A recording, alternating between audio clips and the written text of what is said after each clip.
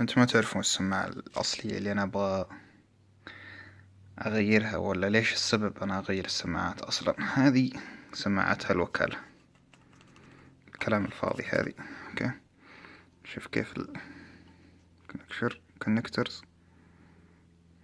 فوكس هاي ما يسوي فوكس. المهم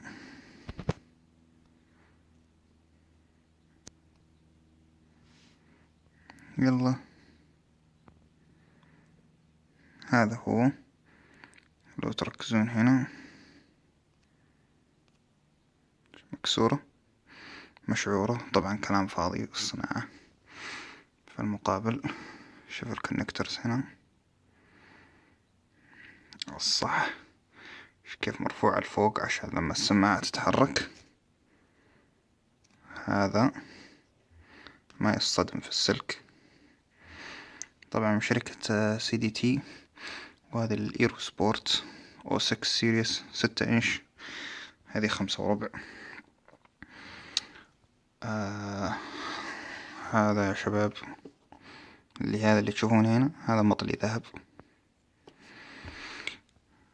هذا الفرق بين السماعتين. هذه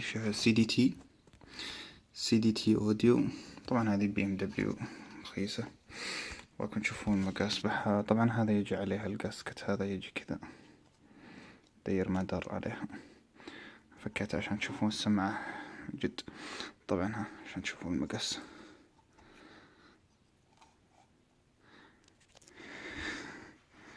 فرق مثل ما بين السماوات والأرض بين السماعتين. هذا أي كلام. طبعا هنا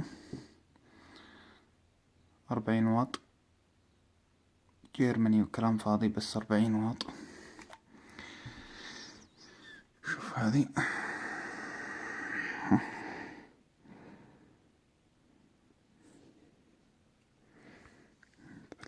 كيف.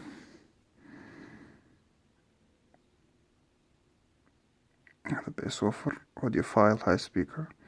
هذه أظنها 120 أو 100، يا 125 يا 150، والله ماني متأكد. أرمس موجب السالب كيف. إن شاء الله تطلع مضبوطة السماعة هذه أعلى شي في شركة CDT. طبعا الطقم من هذه شريت 2 منها بحوالي $200، يعني حوالي 800 ريال 2 من هذه بس. طبعا هذه $5 تخب عليها. فبس حبيت أعطيكم خبر.